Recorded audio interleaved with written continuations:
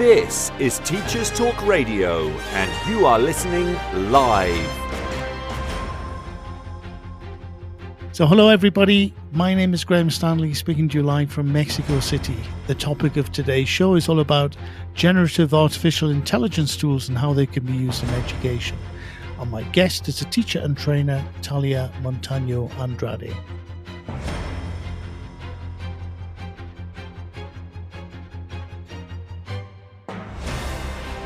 This is Teachers Talk Radio, and you are listening live. Tune in live at ttradio.org, or to join in the conversation, download the Podbean app and search Teachers Talk Radio. Follow the hashtag TTRadio. Tune in, talk it out with Teachers Talk Radio.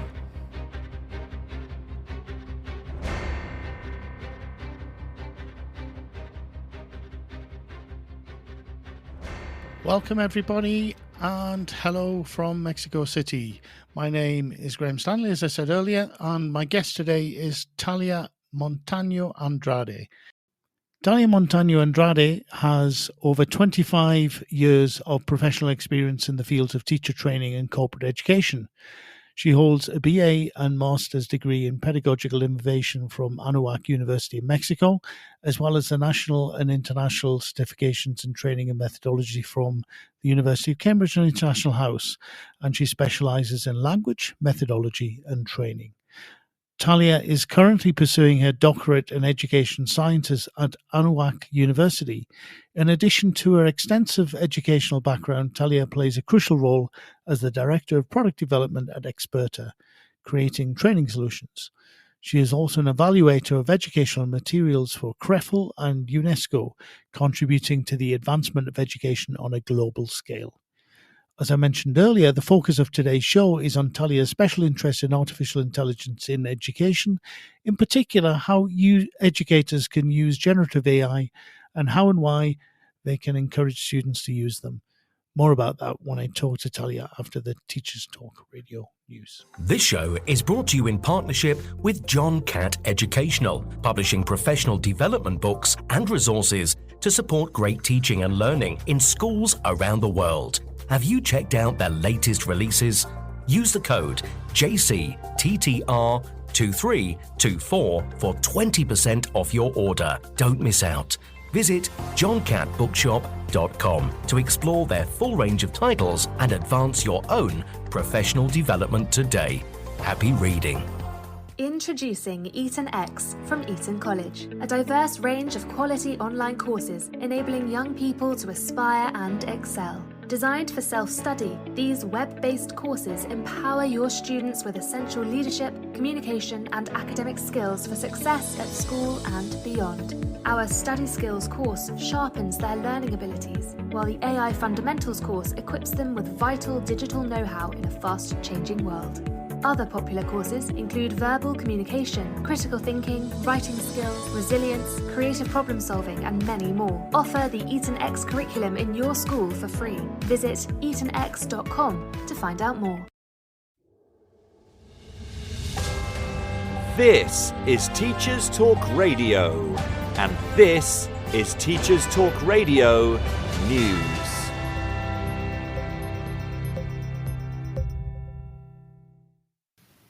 Ofsted finds itself in the news again as inspections paused for a 2-week period to allow inspectors to undertake mental health awareness training begin again on the 22nd of January.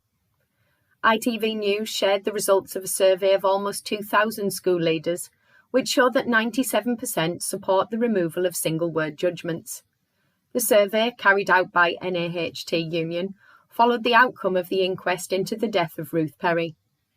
The union has urged Ofsted to implement a number of changes, including a mechanism for school leaders to halt an inspection where an inspector's conduct falls below standards, extending the notice period schools receive for inspection, and asking them to revert to a process, however temporarily, of ungraded inspections similar to those conducted during the pandemic. Meanwhile, the BBC reports that Ofsted has apologised fully for the first time for the role it played in Ruth Perry's death. The apology came at the same time as Ofsted responded to the coroner's Prevention of Future Deaths notice. In the PFD response, new Ofsted chief Sir Martin Oliver said, "Such tragedies should never happen again," and that he apologised sincerely for the part inspection played in her death. Since the death of Mrs Perry, schools judged as inadequate on safeguarding alone are now re-inspected within 3 months.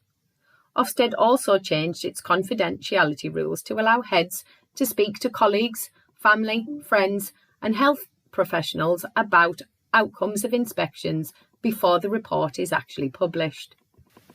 The Department for Education has committed to working with Ofsted to review things during a consultation in the spring, which it is calling the Big Listen. Education unions praised Ofsted's positive steps, but said they were only the beginning. The weather has been front and centre of the news this week, with schools across parts of Wales and Scotland being forced to close due to snow. Icy conditions and weather warnings made for tricky travel and forced school closures in areas badly affected. For those concerned that the post-pandemic impact of remote learning would mean the end of snow days, pictures on social media and local news proved that this was not always the case. But anyone worried that the icy blasts will last can be assured that the weather is set to return to normal over the next few days. Authors, including Sir Michael Morpurgo and Mallory Blackman, have written an open letter urging the government to invest in early years reading. According to a Book Trust survey, only half of children between 1 and 2 from low-income families are read to daily, with some families struggling to access books and being in need of support. The letter from authors is addressed to both Prime Minister Rishi Sunak and Labour leader Sir Keir Starmer, and says it is not right that children from poorer backgrounds are deprived of a life rich in reading. Sir Michael Morpurgo is president of the charity Book Trust and helped launch their new campaign, Get Reading, to support disadvantaged children in family reading. He spoke on BBC's Radio 4's Today programme, saying that the younger that children are introduced to the power of stories, the better chance there is of putting them on an extraordinary pathway of knowledge, understanding and empathy. He also said that books need to be free at the point of delivery, like the health service. A DFE spokesperson said, "We are committed to raising literacy for children," but Sir Michael said that these efforts are clearly not enough. Finally, The Guardian features an article which looks at research in America that appears to show that children learn better on paper than on screens. The research follows headlines across the pond which focused on the nationwide collapse in reading scores among American youths, citing a 4-point drop in the comprehension skills of 13-year-olds, falling below skill levels of 1971 for the worst performing students.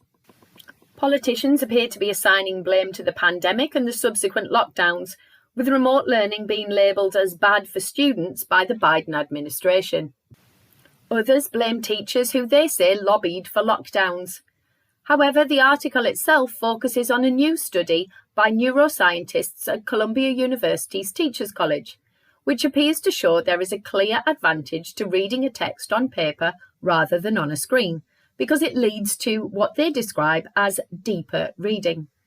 A sample of 59 children aged 10 to 12 were asked to complete a series of tasks, which led researchers to conclude that we should not yet throw away printed books and shouldn't rely on the digital revolution just yet. Further details can be read on the Guardian website. This has been your Teachers Talk Radio News with Joe Fox. Welcome back, everybody, and welcome in particular to Talia, my special guest. Talia, how are you today? Hi, fine, thank you. You? Very well, thank you. I'm glad we could do this. Thank you very much. So, Talia, what have you been up to today? Have you done anything exciting or interesting so far? Well, Graham, I'm actually finishing my seminar, my PhD seminar on artificial intelligence. Oh, fantastic. So, yeah, I'm really excited about that. Fabulous.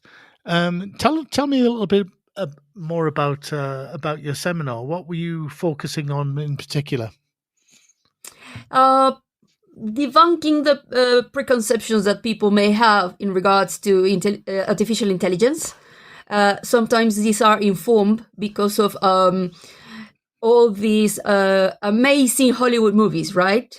Yeah. But they sell the perception that artificial intelligence is here to kill people, destroy humankind, and they go to the extent into changing the perception of the workforce.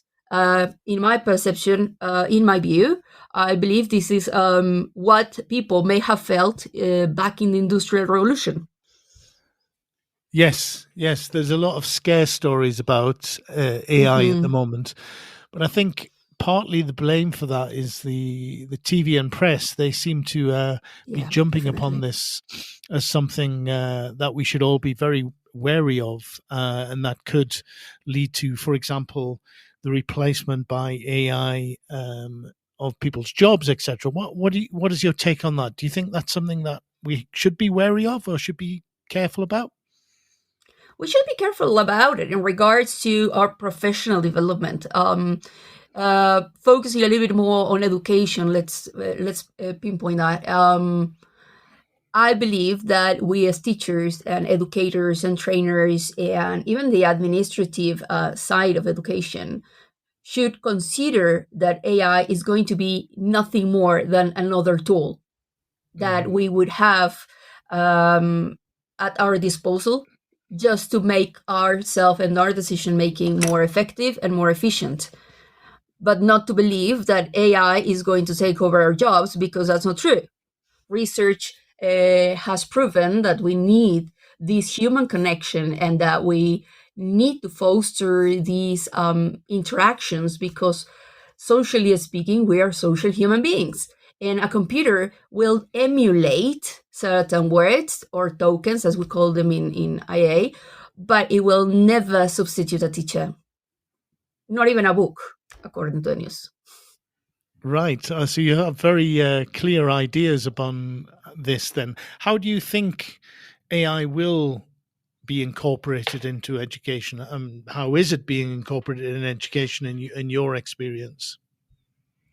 We are actually focusing on the ethics behind the use of artificial intelligence, but we are way behind in incorporating into not only the curriculum and our administrative tasks, but it's also creating a very big gap, and that is the focus of my dissertation, is creating a gap between those who are more familiar, are more adventurous into trying these generative AI propositions, and those who are afraid, scared, or they feel overwhelmed because of the amount of information that is coming through all these organizations, even ONGs, right?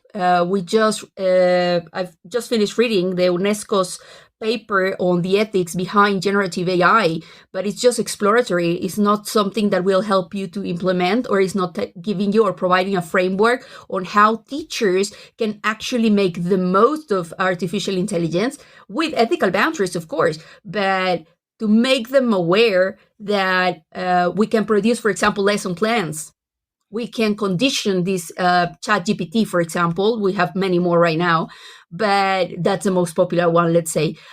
You can create a prompt in which, and your own GPT, because I do have my own, for example. I played a little bit around the idea, and I created these GPT for teachers in which I condition PBL, because it's something very, very, let's say, it's in trend here in Mexico. I don't know in the rest of the world, but in particular in Mexico City, in Latin America, problem-based learning, it's one of the most desirable methodology to foster this inter and transdisciplinary, let's say, learning focus. Right. Could you take us through a little bit about how you use the ChatGPT or the GPT to help you with problem-based learning? Yes, of course. Every school will have a vision and mission, right? And they will give you some parameters on how they perceive according to their cultural context and their offer, how PBL should be implemented. So they will give you some guidelines. So the first thing I do is I incorporate the international guidelines for PBL with all the stages. And then I prompt it out saying, okay, so this particular school, which is private or public, is asking me to produce these that you have already analyzed globally, but with under this vision. And so GPT, at the end, you can also always say, ask me as many questions as you need, so you can fully help me produce lesson plans for how many days or how many projects or as you are required or to deliver the annual plan. So ChatGPT or your GPT will be conditioned. If you create your own GPT, it's easier because it's yours. So it's asking you personal questions. So not only are you incorporating the context and the vision of the school, you're also incorporating things that are the framework, let's say, things that will be the same and should be the same to address quality and delivery. But then further down the line, you can even add it, this group profile, depending on the group which you are, because you divide it into different conversations. So you can create one conversation per group you have, and then you insert the group profile. The same. If you don't know how to produce a group profile, you can always ask the GPT. Say, ask as many questions as you need to create a group profile for this class. No, so then it can produce a service or simple yes/no questions that you yourself through observation can answer. And there's it. You click enter, and there you go. You have your lesson plan. Fantastic. That sounds really interesting. And Talia, do you think? Was your interest in artificial intelligence, in particular generative artificial intelligence, sparked only recently, or has it been something that you've been interested in for a long time? Well, I work in consultancy. So I work with different schools throughout Mexico and also Latin America, Colombia, Peru, Costa Rica. And I have found, and Argentina as well, and I have found that teachers feel overwhelmed because of the amount of administrative tasks they have to produce, they have to deliver. So what I have observed, because I'm a teacher trainer, is that they get so tired that they cannot produce the class that they would want to implement. They get so tired that they rely on routine, and they end up teaching the same class every year, and that's sad, and it preoccupies, especially because now we need to address not only differentiation in the class, but also inclusion and equity. So at what point are we helping or assisting teachers to feel less overwhelmed so they have enough time to create and imagine the perfect class that they would, and also feel motivated to implement it?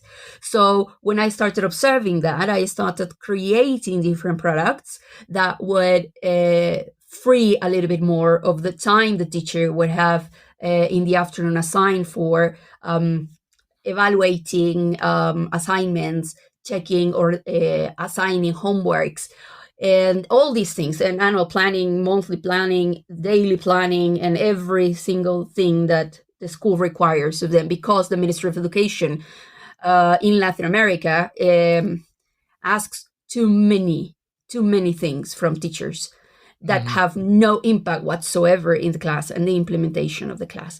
So it pollutes this environment, this teaching environment, and this experience in the learning. So that's when I started noticing that artificial intelligence would help them.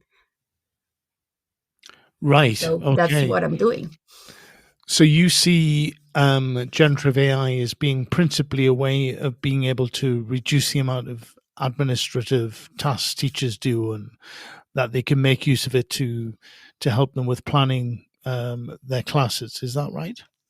Yeah, what I'm what I normally do with the teachers and lectures and trainings that I give is to make sure they understand that it's not a way to reduce time so you do other things. It's just a re-administration of how you use your time, because your time as a teacher creating a class that addresses the profile of your students, that makes you happy and makes them happy, is much more important than delivering a Word document in which you say step by step what it is that you're going to do, because you can plan the perfect class, but in the end, when you go and deliver it, it really depends on the mood of the students, the mood of the day of even the schedule in which you are delivering the class, right? So it's just a redistribution of the administrative task, just to make the most out of the technology that we have at hand. Right, of course, yeah. What about the students? Have you noticed that students are using this technology when it comes to submitting assignments or other things? And is that a problem you think that teachers need to think about and deal with? Think about it this way. If it is a teenager, which are the ones that most commonly use this ChatGPT. If you go into a classroom and you say you're going to create your own GPT, and your objective is to understand this, let's say mathematics. So I'll give you a problem, solve the problem, and ask GPT to give you 4 different problems in regards of this topic that we have today.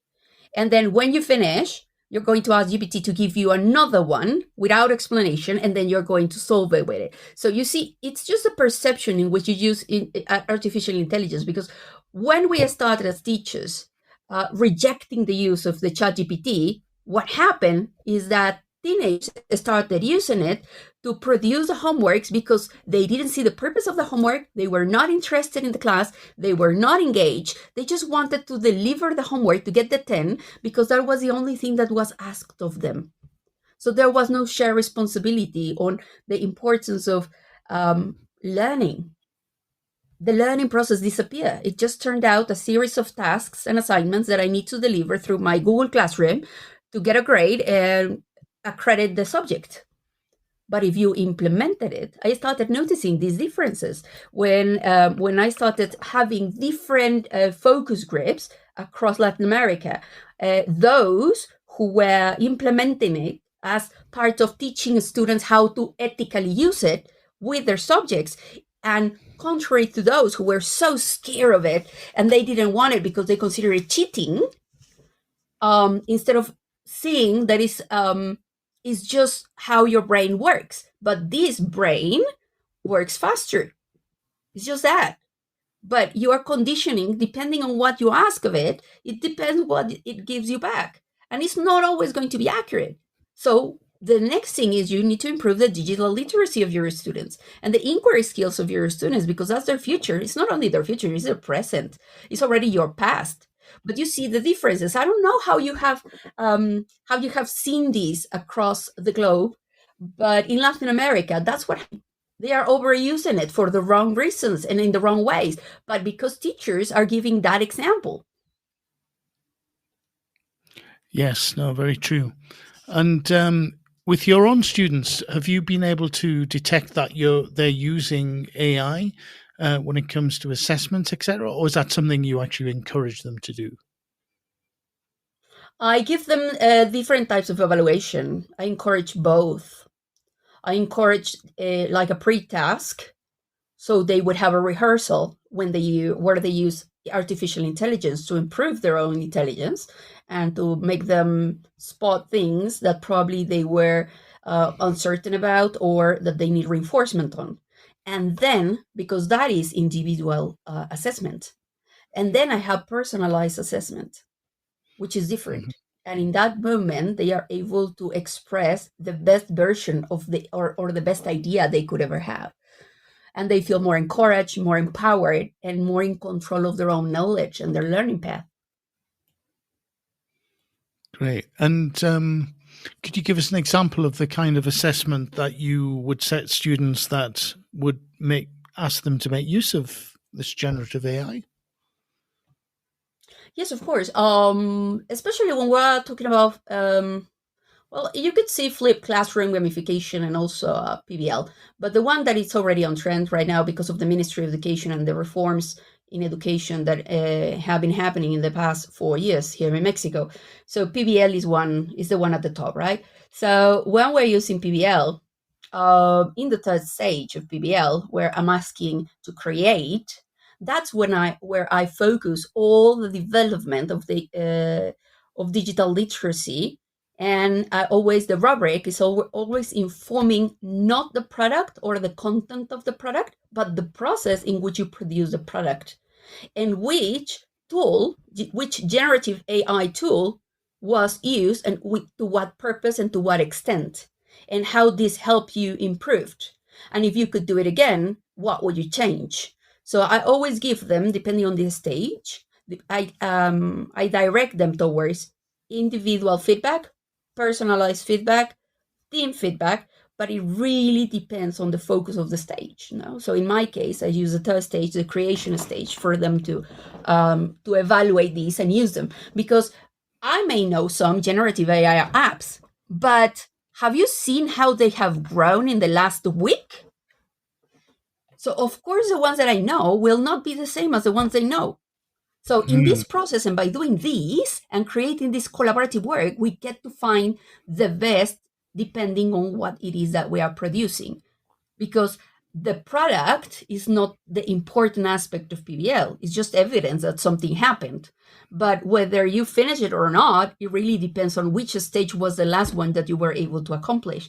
So what we do is, at the end of each stage, we have a roundup in which you say, I use this, and this helped me like this, and in this way. And I give them different parameters of improvement. So when they have this peer evaluation, this peer feedback, they are able to compare and contrast the different apps that they are using. And I encourage them not to use the same every time, because the speed in which we startups are producing different generative AI apps is overwhelming, even for a person who practices yoga.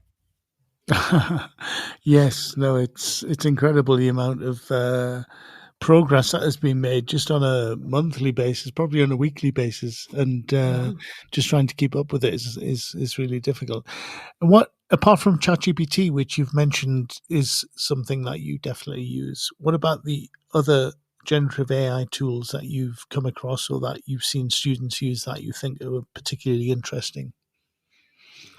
There is one that is very good, that is sci-fi, and this, what it does is that you ask to, for example, if you are researching about a topic, you can ask, give me the 5 most recent papers on this topic, and deploy them, right? So you click send, and it gives you like a table with the links to every paper.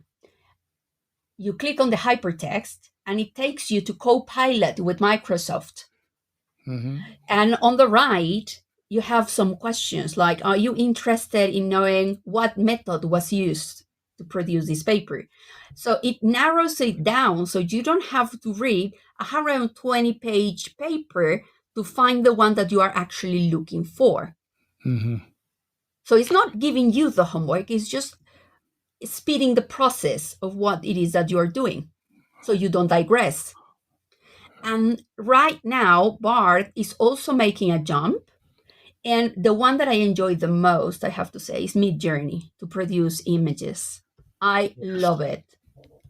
Yes, me too. I go to Discord. I'm a Discord fan of Midjourney. Yes, I love Midjourney as well. I find it fascinating. And the first one you mentioned, sci-fi. Could you tell us? Was that the name? Could you tell us? Give me a second. Let me just confirm that, because I just started playing with it. Being the keyword playing, right? Yeah, of course. Because, of course, if you search on sci-fi, then you'll find all sorts of things. But that tool, I think. Just give me a second. SciSpace, SCISPACE.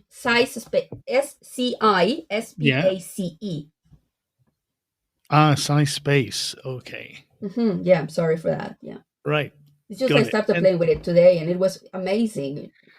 it's particularly interesting related to research. Is that right?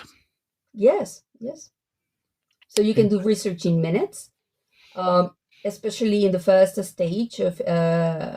second stage of PBL, where they have to develop these inquiry skills. Yeah. Being able to find apps such as these that will help you speed the time in which you are finding the information that you're looking for. Mm-hmm. By no means, I'm not saying that you shouldn't do free research, let's say, but because that's where learning and inquiry skills actually are empowered. But once that you already know what it is that you are aiming at and that you actually need to produce what you want to produce or get what you need to get, it's always good to have some help. Of course. So, I mean, using these tools to assist you to make your job easier, to help you do something that is quite time consuming or difficult to do otherwise, I think is key, isn't it? It's not using these tools to replace the activity that humans would do or students would do or teachers would do. It's just using them to assist in the job. Exactly. That's where one thing is to be the consumer and another is to be the producer of knowledge. So what about Midjourney then? You mentioned Midjourney being one of your favorite tools, which it's one of mine as well. I find it fascinating, just the kind of things that it can produce.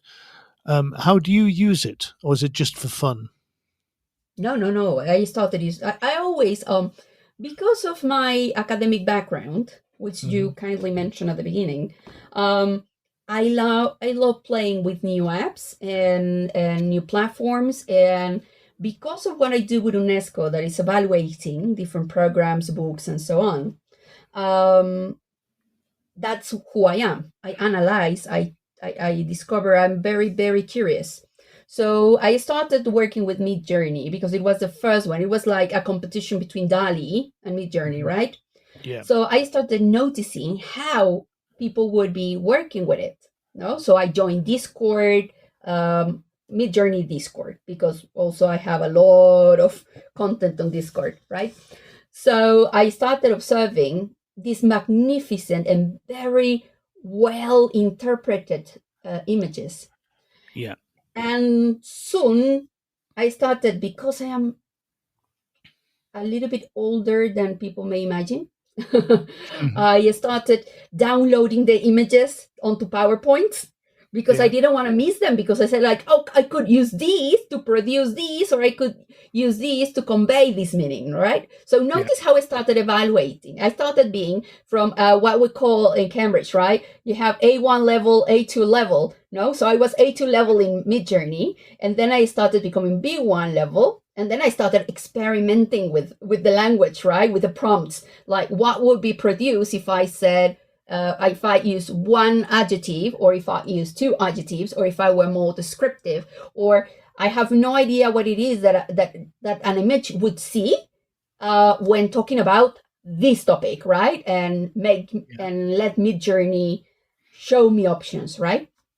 So then I started improving. Then I became a C1. From B2 and C1, I jumped really, really fast. So I started using Midjourney to produce the images that I would later use in the lectures to spark conversations, engage students. And then, only then, when I got into a C1 level, C2 level of digital literacy on Midjourney, I started training my students and my teachers on how to produce the prompts on Midjourney so they would improve their design thinking and their design, and thinking what else could they imagine based on what Midjourney would throw at them. Yeah. I think it's fascinating, this idea that you can produce art and photographs Mhm. from prompts, from written inputs, Mhm. is wonderful. And in language teaching and learning, I think it's a really interesting thing to explore. For Mhm. example, you can give an image to a student and you could ask them to try and replicate that image using a Mhm. tool such as Midjourney or DALI as much as possible, and then they can compare the results, and then you can share the original prompt that you used. I think that's a kind of Mhm. really interesting type of activity that you can use in language learning and teaching. That can be very useful to exploring what you add to the prompt, what you take away from the prompt, how you Mhm. put it to get results. Mhm. And it helps with the economy of the language, right? Yeah, yeah, definitely. It suddenly becomes something that anyone like myself who has never been particularly good at painting or drawing, um, suddenly I can use words to produce fantastic results, pictures, etc., which I think is a very powerful thing to be able to do. Yeah. It gives you freedom of believing in yourself. It's telling you it's okay. You don't know how to draw because it's the same. It's the same for me. That I believe that's why I love Midjourney, because it shows me this interpretative side of me that I couldn't convey if I were asked to do it on my own. Yes. And what is it that you like about Midjourney that you prefer? Why do you prefer Midjourney to DALI? It's more accurate. Text to image is much more accurate. Right. So one of the things And I really like about mhm, Midjourney is that because it's in Discord and you can see mhm, in real time people's prompts being turned yeah, into images. So it's actually a great learning tool because you can actually look and see what people have asked Midjourney to produce and then how they revise and refine the prompts to get different outputs, and you can see what they look like, which I find is fascinating. It's a really good yeah. learning tool if you want to know about prompt engineering. I believe it gives you it's like having a pick on this collective unconsciousness. You know, what is it that people are looking for? What is it that it's being on? What it's on trend? How do people perceive this is happening? Right? You start noticing these trends because you even have channels, right, in Midjourney in Yeah. Discord. And of course, I, I want to ask you, for people like you and me, we're obviously very excited and enthusiastic about all of these tools and the potential for education and for other things, aspects of life to use them. But how do you feel about those people who have taken a stance very much against them, in particular? Writers and artists who think that they feel very threatened by them, or they're not happy about that maybe these tools have been trained on work that human artists and writers Mhm. have produced. How do you feel about that? First of all, we need to understand each other. So we have to reduce the confrontation towards different points of view and perspectives, and we need to see it from their perspective. And that is what the qualitative aspect of my dissertation actually. Mm. Why is it that people feel the way they feel, especially in regards to even community managers now with um, or business managers? Everyone feels threatened by these tools, and I do understand that there is a process because I have a tremendous respect for art and for the arts, all of them, right? So I do understand that for them to be able to create, there's a process, and it's a very difficult process for them because they have so many ideas, they have so many resources, and for them it's very, very, very difficult to produce just one piece. And then they invest their soul into the piece they produce, hoping or in the hopes that people will see through their eyes the interpretation of some reality, right? So there's value in producing something. But what about if we consider that this type of technology will help you think of things or conceive things under a new light. Sometimes we need to be open to understand that the world evolves and technology evolves, and artificial intelligence since the 50s is not something new. It's from last century. It's just that right now it's very popular. But it has been around us since half a century, for half a century. So I have the utmost respect for them, but I would let you know how it goes in the dissertation when I start asking them and facing them with the possibility of playing with Midjourney, for example, in the case of artists, or playing with a GPT, or in the case of teachers, or creating their own GPT in students, how they perceive it. I've seen that there's a difference, and normally it has to do with an age gap. Those who were not born with technology have a different perception. Most of them, I don't want to generalize, but most of them have a misconception about what actually artificial intelligence is. It's just a group of codes that you send to work. That's it. It's just an assistant. So I would say that artificial intelligence is a neural pathway. It's just helping you create synaptic connections faster. It's just that. It's not substituting your job. It's because someone has to code it. Someone has to prompt it. Someone has to tell them, think this way. Who do you think that person's going to be? So it's going to be the artist. It's going to be the designer. They just need to see that what they're doing is evolving through a different perspective. I give them this example of Willy Wonka, right? Mm-hmm. And I always tell them, the father lost his job because a machine came in, and in the end, he was the one controlling the machine. So he didn't actually lose the job. The job evolved based on the needs of the world. This is what we need, because we are going into a tremendous gap of underpopulation. So we will need to convey and make peace with the fact that we need to be faster in getting things done, because we don't have enough people to do them all together.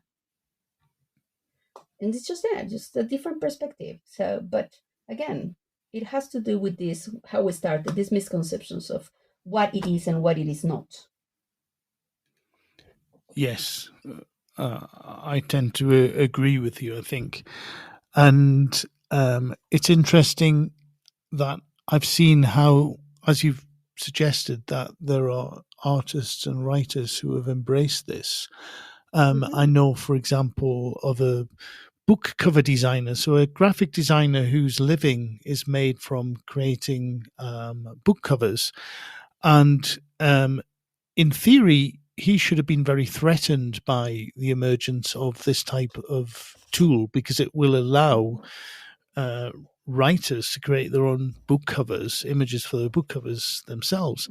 But instead of that, he has actually thrown himself into it and learned how to use these tools very, very well to produce book covers. So he now offers writers the option of having him design a book cover without AI or with AI. And he has written articles about how he uses it, etc. He's been very generous, sharing what he does and his journey in understanding how best to create the prompts.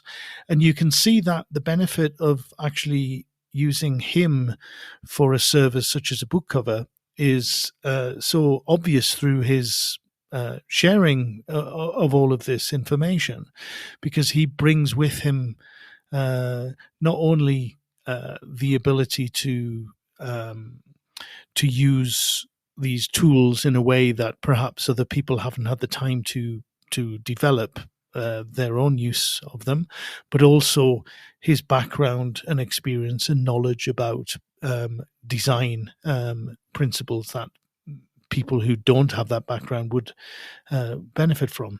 So I think he's a great example of someone who's actually really embraced this technology to make his job, and what he's able to offer writers in this case from the service much easier, much better, and he's been able to do things in that way, which I think is really admirable.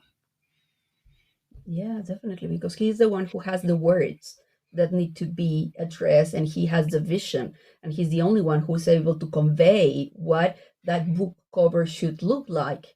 So it's not someone doing their job, his job is he prompting every tool, as important as a pencil, as important and relevant as a color, crayon, as a typewriter.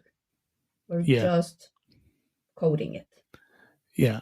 And I think that is the kind of approach I think that people, it's a healthy way, excuse me, it's a healthy way of approaching the emergence of these tools, to be able to look at them and try to understand them as much as they can and how they can be used, and also look at the things that they're not doing well. Because, for example, Midjourney, if you ask for certain things, they will produce very stereotypical images, and that draws attention to the flaws. So there is this bias in a lot of these tools that will come out. I don't know if you've seen it, Talia, but someone actually put into Midjourney a series of prompts that asked for typical scenes of a particular country. They came out with very stereotypical images that were probably, well, definitely not reflective of the reality in those countries and stuff. But I think that's quite interesting, because it draws attention to things that these tools can't do well. They have flaws, and the flaws are, because of the bias of the material they've been trained on, etc. But I think the only way we can move ahead and try to solve that is by casting a light on what the problem is, and then trying to deal with them. Yeah, most definitely. I tried a couple of months ago to ask, because we also produce one of the products that we do at Expertise. We produce the first preschool evaluation to certify English.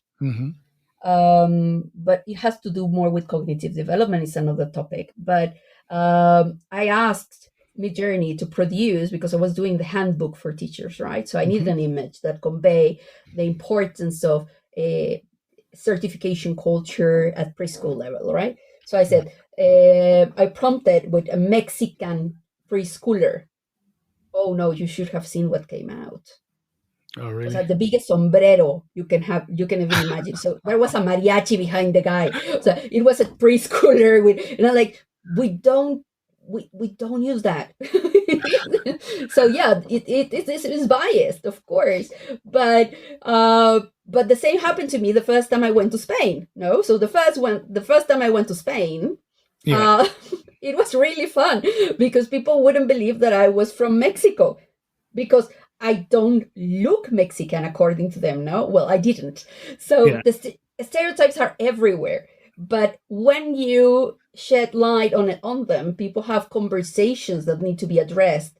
So what I did is, because you have this thumbs up, thumbs down button. So what I did was thumbs down. They ask why, like, stereotypical Mexicans don't look like that. We don't wear a sombrero every day. We don't have the Mexican flag hanging next to a whiteboard. No, so I gave them the feedback. Yeah, and they incorporated, because we need to understand what you were saying, that these technologies are emergent technologies, and they have this underlying belief that they learn through error. So they will get the data and they will interpret the data. If we start inserting data that has to do with debunking stereotypes, then eventually it will come out like that. It will self-reflect, let's say self-correct. But if we don't do it, and if we don't try it, and then we just prejudge everything that happens because it's technology, because people Yeah. are afraid, or a person who's next to us is really afraid of using it, that, well, we're just going to be left behind. Yeah. It's a bit, in a way, it's a bit like how people learn as well. People have these ideas based on their input from media, from television, film, etc. The news about what a country is like, what the expectations are. But then when you actually travel to places, you get a much different idea, more nuanced idea of what the place is actually like. I give an example. Me being in Mexico now for over 5 years. Before I came to visit and then to live in Mexico, I had this idea about what Mexican food was like, based on Mexican food outside of Mexico. And the Mexican food outside of Mexico is very, very different to the Mexican food that is actually served, that you find in Mexico. The variety is incredible. I think mostly the Mexican food you find outside of Mexico is what people I would call Tex-Mex, basically. Yes. Yeah. You made me remember a Taco Bell. Taco Bell. I Oh was, yes. yeah. Oh yes. I remember that I was feeling homesick. No, I was in Europe and I felt homesick, so I started looking for a Mexican type of restaurant, right? Because I wanted a soup, literally a tortilla soup. That's what I wanted. No, so and I went into a restaurant that said Mexico, and everything was very Oaxaca-like, right? So I said, like, okay, so they will have at least tortillas. No, they didn't, because their perception and interpretation of Mexican food was totally different from what actually it is. And the same happened to me when going to France and asking for scrambled eggs. Their perception of scrambled eggs is different from Mexican perception of scrambled eggs. So we need to reduce the tolerance towards confrontation, this cultural confrontation that will inherently happen. It does happen. Definitely. No, I think on the plus side, I think what you do find happen with things like gastronomy and cuisine is this idea of people who come from a particular country and who take their food with them when they move to that country, usually if they live, and then they change it according to suit the taste of that particular country, and then you can get this kind of fusion that happens, which is really interesting. Which, if we use this process, this learning process, is pretty much the same as artificial intelligence. It's exactly the same what's happening. There are no boundaries, are only geographical now. Yeah. We go into a Discord and you may be speaking to someone, even if it is in English, because that's a common language, right? So that's the lingua franca. But you could be speaking to someone who lives in Japan, or you could be speaking to someone who is in Canada. And I just see my daughter. My daughter is 14 and her best friend is from Belgium. Right. And they use English to communicate. Poorly, I have to say, but they do it. but that's how they'll, that will get better through practice, clearly. Yeah. But it's really interesting. I think one of the exciting things that I've seen with these generative AI tools is this ability now that they can understand oral input. So when you can speak to them, in ChatGPT in particular, and then you can get ChatGPT to speak to you. So you can use it as a conversation partner now. Yeah. It even helps you. It has, there's a study, some psychologists are using it to check if they could code it and create a GPT to help people with depression, anxiety, and even suicidal thoughts. They will not substitute the psychologist, but it will provide emergent care. Yeah. Which in some cases can divide. It's literally death or life. Yeah. That can go wrong though, because there is an AI tool for the mobile phone that I remember trying it out years ago, before the last year's kind of explosion in generative AI, that it was meant to be a kind of your someone you could talk to. It was only through text chat, but people were using it for all, for company, basically. People who were lonely could talk to it, and people who had a need to kind of tell people how they felt, they could use this. And there was the chatbot was supposed to be sympathetic. I don't know how true it is, but I did see recently an article that someone had used this, and it had persuaded them to go out and do damage to someone. Unthinkable, yeah.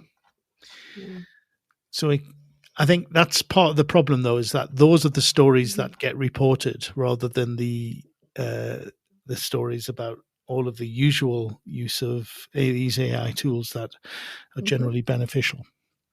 Yeah. So they are in the process of producing it, right? So again, but you do have a lot of options, no, for different things. So let's integrate them. That would be my my invitation. Integrate, play around, see how it works. YouTube videos, there are a ton of million of videos that would assist you into the first steps into AI if you want, no? Yeah.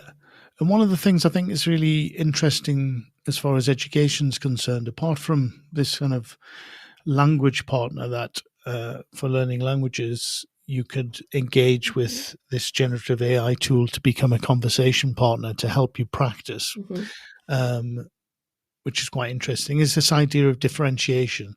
And so these tools can very much help, or will end up being able to be employed by teachers to be able to give very specific practice in the case of language education to students that otherwise the teacher cannot do that to such a degree because they just don't have enough time with large classes, etc.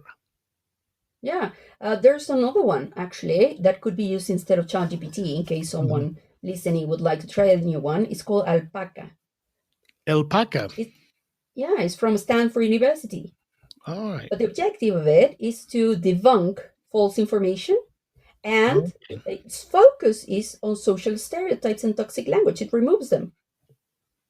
Ah, very interesting. That's really good. I like that. I'll have to have a look at that. And I was listening recently to an interview with a science fiction author called Hugh Howey. I don't know if you've come across him. Yeah. And he was talking about these AI tools and novels, etc. And he was saying, well, he thinks at some point in the future there won't be a need for novelists because these AI tools will be able to produce fiction for readers, if people are still reading by then, to such an extent that you'll be able to put an input in, and the AI tool will be able to produce something very specific for you. So he gave an example. I'm going to just make it up, my own example, but his example was similar. Was you could say, all right, can I have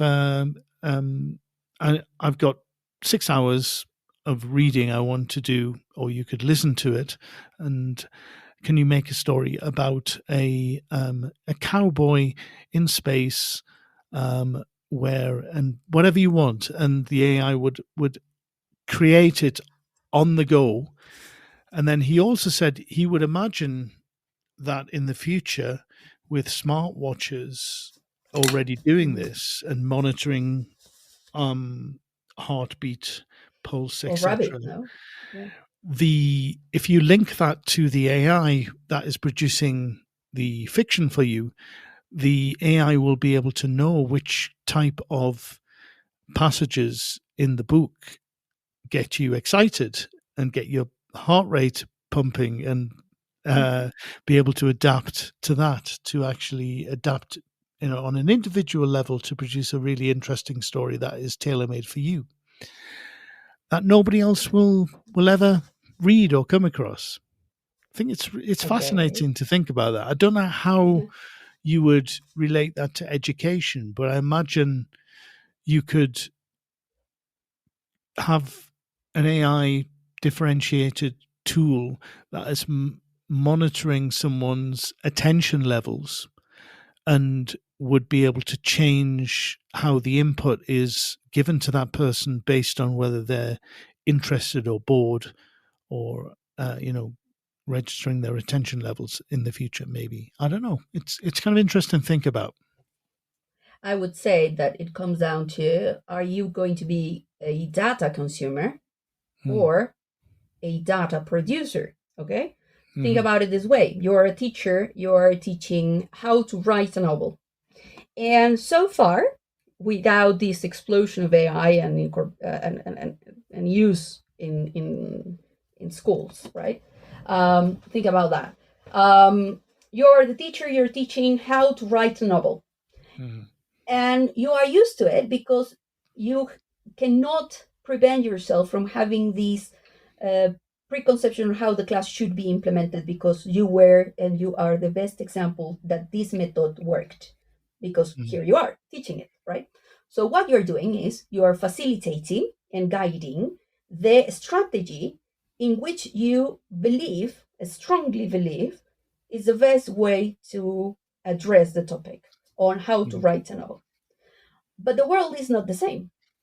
And that student that you have right now is not the same, and is not surrounded and does not have the same stimuli and the same type of life and the same type of problem that you used to have when you were that age. Yeah.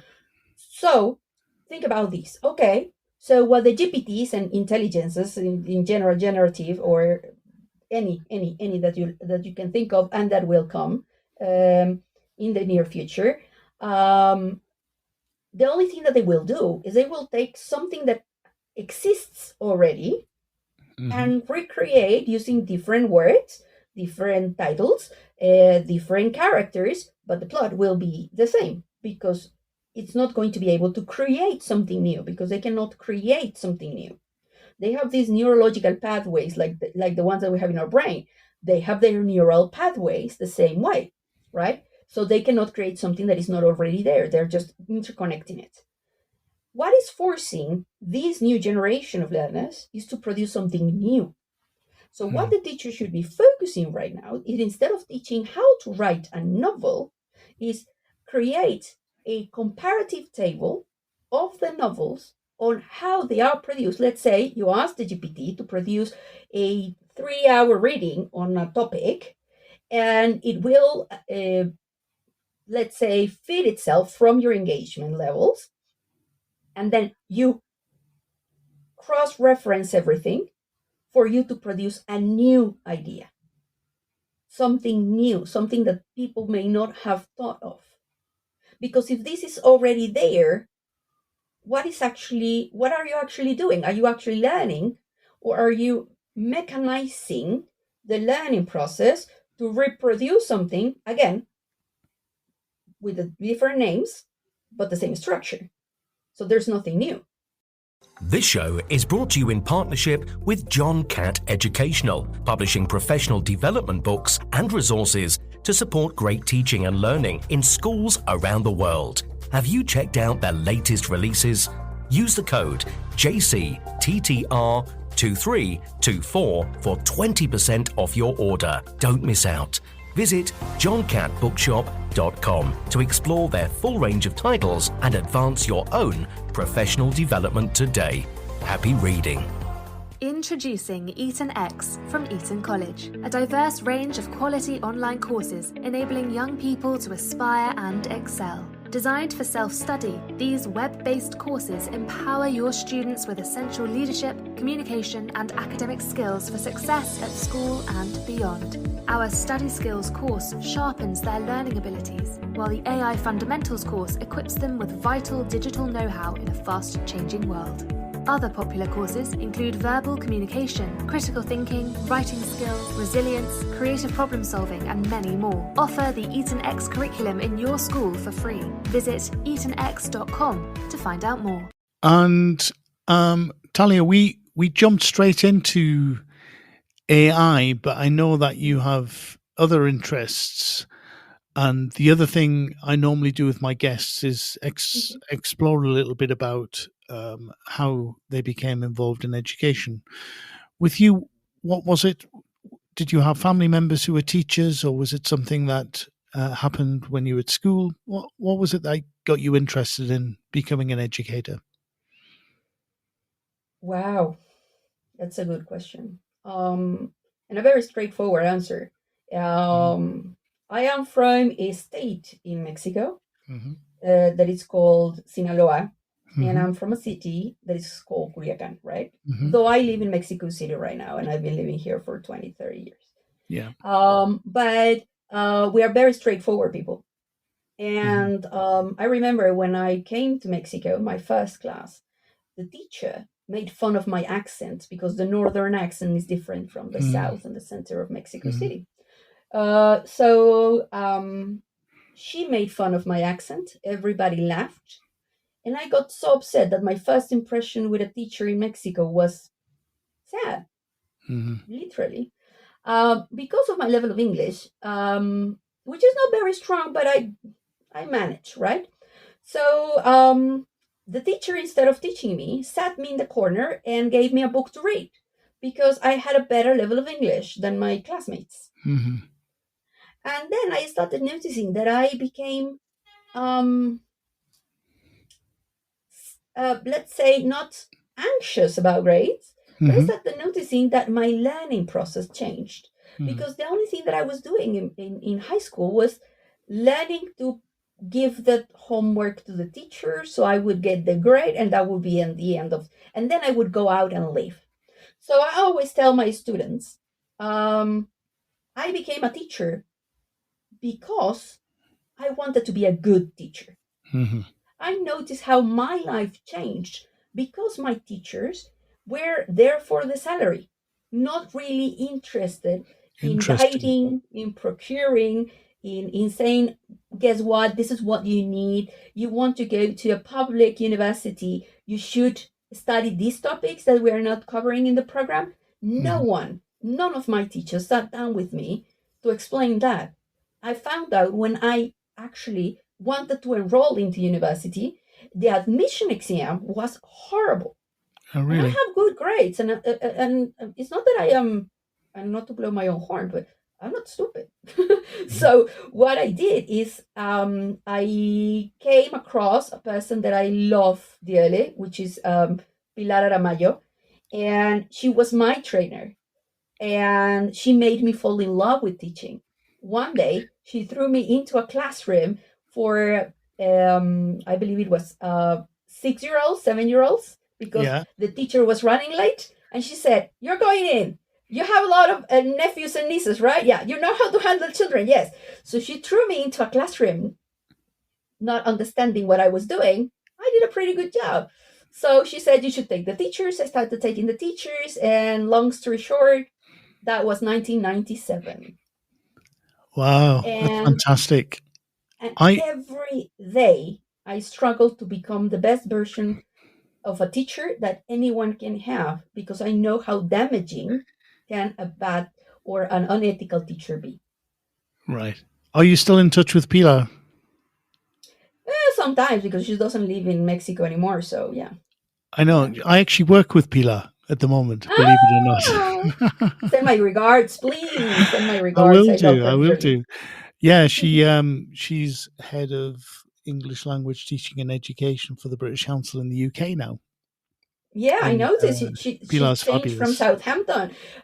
When I noticed that when she jumped from the Philippines to Southampton, I was like, "Oh my God, woman, you need to conquer the world. That's what she wants." So it's a small world, Talia. It's funny you mentioned it. Yeah. It's funny. Her name came up yesterday. I was at an event with a lot of English language teachers in Mexico yesterday, and they were talking about her and her mother as well. Actually, it's quite funny. So it's funny that you mentioned her today on the show. I had no idea that you knew her. She's becoming famous, more famous than she could even imagine. Let alone she's a darling girl. Such a role model for you. That's really nice to hear. Yeah. It's fantastic. You said that when you went to school, your English was already good. How did it get good? If you were, how were you exposed to language? If you weren't, I'm presuming that your description of that class where the teacher made fun of your accent, etc.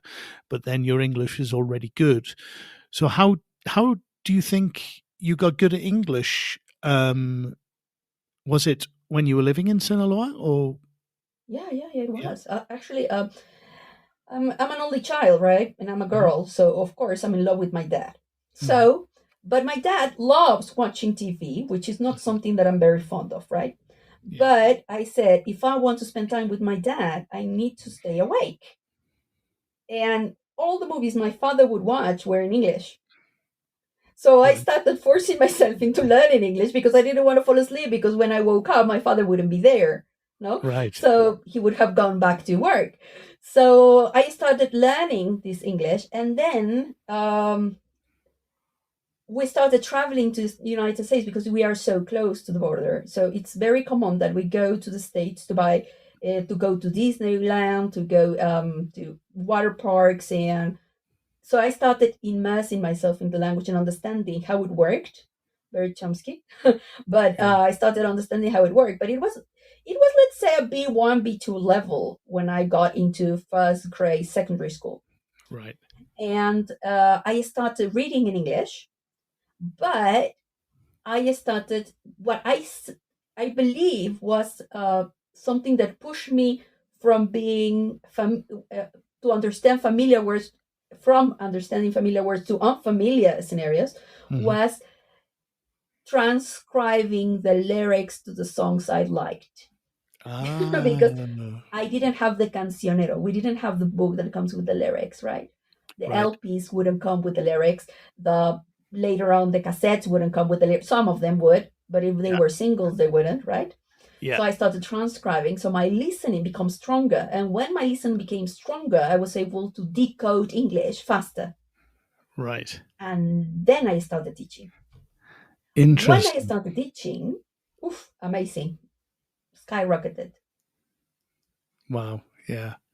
I remember when I started teaching English in Spain, the director of studies at the school where I was working, his English was such that he had a kind of a London accent, and it was very difficult to determine where he was from, but it sounded like he was actually from a part of London. And sure enough, it wasn't that he was from there. He was from that place in Spain where I was working. And I was asking, how did you develop this peculiar accent? Because it sounds like a kind of regional London accent. Was it a teacher that you had and you picked up their accent? Because I have found that is the case with some other students as well. And he said, no, I learned my most of my English I learned from transcribing and singing to punk songs. When he was a teenager, he just fell in love with lots of British punk bands and ended up emulating their accents and transcribing everything, and that's how he learned English. It was fascinating. Yeah, you could listen to my English. It has different accents, different tones. You have no idea where I learned English when you listen to me, because I absorb everything. Yeah. Because I like everything. Yeah. Yeah, that's really interesting to hear that. And then did you move to Mexico City and then become a teacher, or were you a teacher when you lived in? Okay. No, I became a teacher here in Mexico City. Where did you first start teaching? I started at the language school where Pilar used to be the director of studies. Okay. She was my first boss. Right. She molded me. So any complaints, wrong window, go to her. Okay. And then how did you end up? You're now working at the university. Is that right? I am working at International House. Yeah. I'm working in 3 different companies because I'm a teacher, right? Right. So that's what we do. Yeah. We work wherever we are employed. Yeah, of course. So I teach adults, I teach children, I teach, I basically train teachers, Yeah. especially for the Ministry of Education, Yeah. I've Yeah. always said that you should give back to your country. You Mhm. shouldn't only go, if you're working for the private sector, you should also work for the public sector, Of course. because you need to reduce the gap between one another, not to increase it.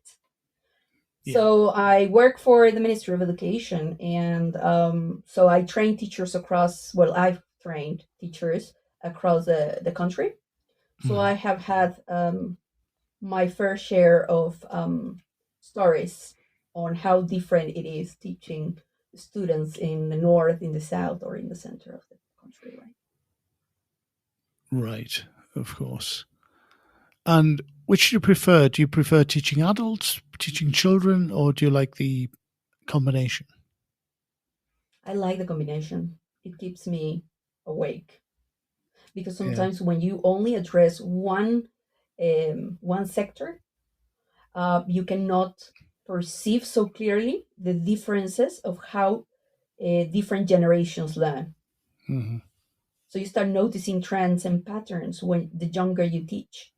But then you can test with the older generations how they would face that, because the younger generation, the better prepared you are to know how to develop yourself professionally and Mhm. what will be required of you. Going back to this person that used artificial intelligence to create the book cover, right? What Mhm. he did is he became aware of what is happening, and instead of struggling against, he jumped on the wave, and he started learning how to communicate with this new technology or this new impulse, and then become a more, let's say, proficient person in his own area of expertise, because now he's able to guide and teach and share all this generation that has no idea what is happening, and it feels overwhelmed and sad. So he's reducing this anxiety, Mhm. and it goes on and on, right? Of So course.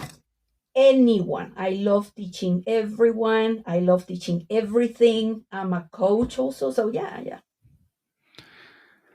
And so you're currently pursuing your doctorate in education sciences.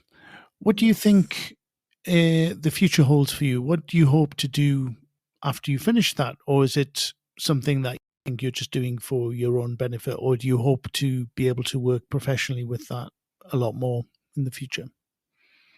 I would like to be able to share some insight Hmm. that can reduce the gap between people who are very much into artificial intelligence and the majority, which has these misconceptions of what Hmm. it is and what it isn't. And the practical implications that I am trying and I will be researching on for the next year, because I'm still in the first chapter of the Hmm. thesis, but I have already done a lot of research, and which is, believe me, a nightmare, because the topic is changing every minute. So I haven't Yes. finished reading a paper when 20 more are there, right? But what I want is for teachers to have a model on how to Yeah. implement. So they build up their resume and Yeah. their, let's say, their own, they have a better quality of life, let's say, and so they can also do it for their students. That is Hmm. basically what I'm trying to do. And if it helps with public policy, okay, again, you this is like a buffet. Take whatever it works for you, and however it works for you. But to shed light on the importance of addressing something that is inevitably there for your students and there for you, and you need to start learning about it. Right. And what about UNESCO? How did you get involved um, in helping with UNESCO with evaluating materials, etc.? I started working because you have this idea, right? That you start noticing the people that want to do it, Mm-hmm. and you start observing the qualifications behind what they do.